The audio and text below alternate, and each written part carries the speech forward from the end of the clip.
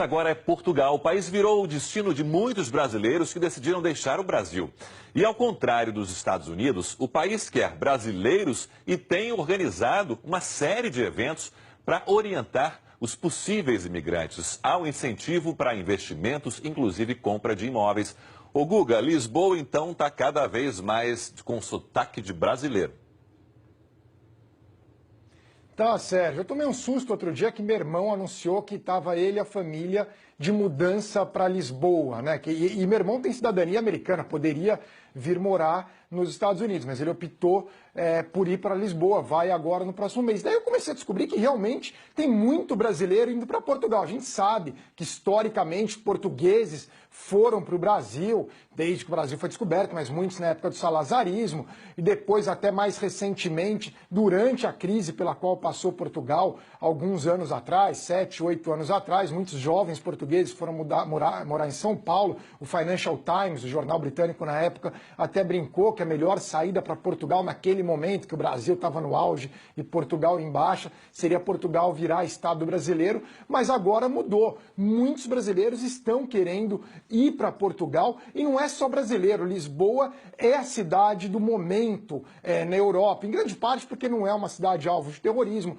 tem visto um boom artístico muito grande, muitos jovens têm ido para Lisboa. Claro, todo verão, ingleses, franceses, alemães vão passar as férias ali em Portugal, especialmente mais ao sul, no Algarve, mas acabam passando por Lisboa. É uma cidade quase sem criminalidade, extremamente agradável, e para o brasileiro, claro, tem uma série de outros benefícios, a começar pela língua. Então, muitos estão buscando. E Portugal, como você colocou bem, Sérgio, dá incentivos para você conseguir o direito de residência em Portugal. Claro, muitos brasileiros têm passaporte português, porque o avô é português, outros têm passaporte italiano e automaticamente têm direito de viver em Portugal. Mas se você compra um imóvel em Portugal, abre conta num determinado valor, há uma série de incentivos. E muitos jovens brasileiros também têm buscado as universidades portuguesas. A gente vê a crise pela qual passa o UERJ aí no Rio de Janeiro, uma ótima universidade, mas com colapso da economia do Rio de Janeiro, eles acabam optando, alguns jovens, para ir estudar não só em Lisboa, mas também em Coimbra, no Porto. Então é interessante esse fenômeno de brasileiros indo para Portugal. A gente sabe que brasileiros vêm muito para os Estados Unidos e a cidade, uma das cidades preferidas dos brasileiros é Miami. E ontem até nas redes sociais eu fiz uma pesquisa se os brasileiros preferiam, não é uma pesquisa científica, mas Lisboa ou Miami, foi quase unanimidade Lisboa, e muitos brasileiros que moraram e moram em Lisboa incentivando bastante. Eu não vou negar, Sérgio, eu critiquei meu irmão quando ele decidiu ir morar em Lisboa. Eu falei, o que vai fazer em Lisboa? Por que não vem para os Estados Unidos? Mas agora, aos poucos, eu começo a ser convencido de que é uma alternativa interessante para quem quer sair do Brasil, pelo menos por um período, enquanto o país está nessa crise. Agora, para conseguir emprego em Portugal não é fácil não, viu, Sérgio? O país também não está com economia, a Mara até pode explicar, não está tudo isso ainda não. Então, já está esboçando uma recuperação. Para passear é ótimo, para comer. Mas muita gente está pensando em se aposentar aqui e ir morar em Portugal. Agora, quando o Guga trouxe essa pauta, eu aproveitei para conversar com o cônsul-geral de Portugal no Rio de Janeiro, o embaixador Jaime Leitão, que reforçou os atrativos do país. Veja só. Comprar uma casa em Portugal ou investir em Portugal pode ser uma boa opção para um brasileiro ou uma família brasileira. Portugal é um país pequeno, mas com uma grande diversidade de paisagem. Pode comprar uma casa numa cidade, como Lisboa, como o Porto, cidades que estão na moda, comprar uma propriedade no norte, com um solar antigo. Para isso tem dois instrumentos.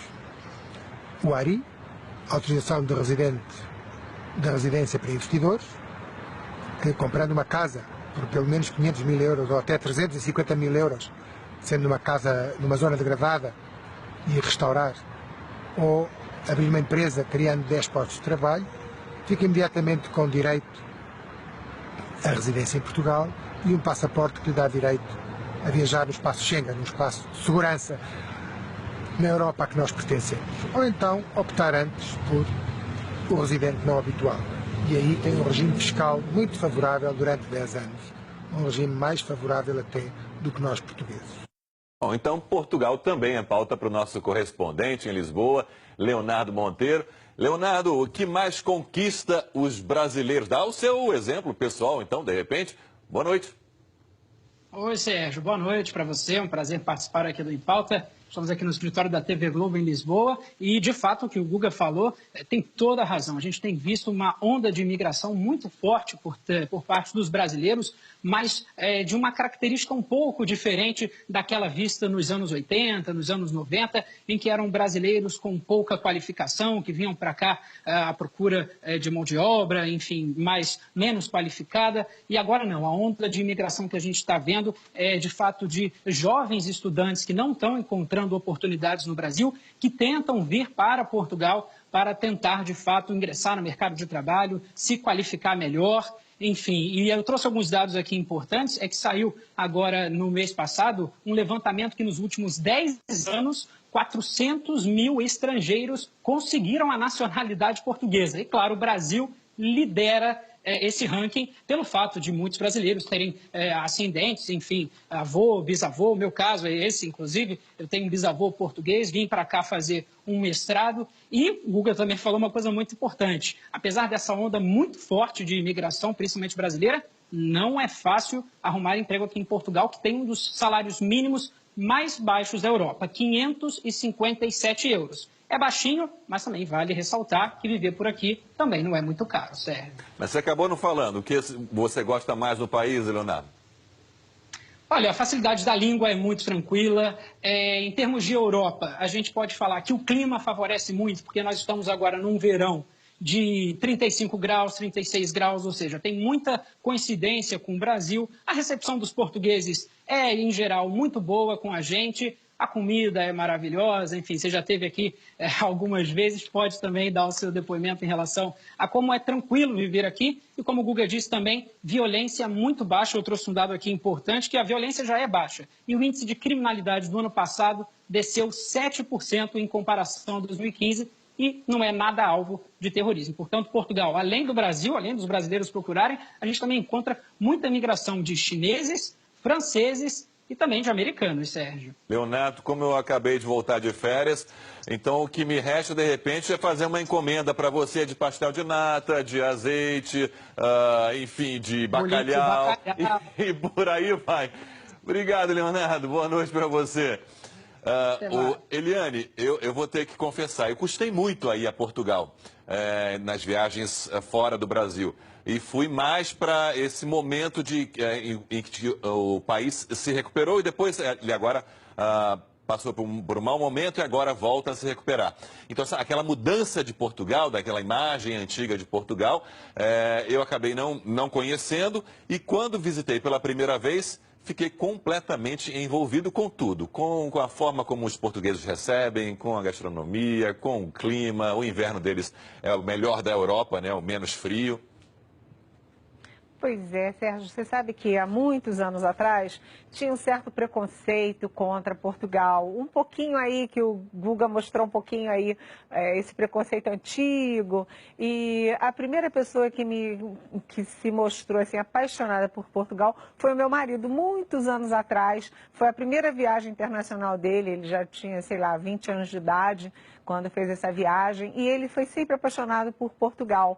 Portugal é um país encantador, de gente muito acolhedora. Agora, eu queria entrar nesse aspecto do Leonardo, porque quando o Guga falou, a primeira coisa que me bateu foi isso. As migrações em crises geralmente são os pobres que vão embora em busca de algo melhor. Aqui no Brasil, a gente está perdendo a nossa juventude, os nossos universitários, as nossas pessoas mais qualificadas para o primeiro mundo, para Portugal, para os Estados Unidos, para a Europa, até para a China. Eu morro de tristeza com isso, porque isso é uma perda.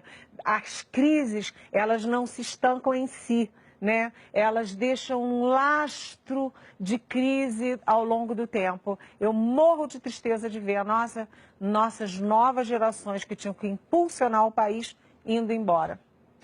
Um elemento que acaba movendo essa nova geração, como você falou, às vezes nem é só a questão de oportunidade de emprego, mas principalmente a questão da segurança.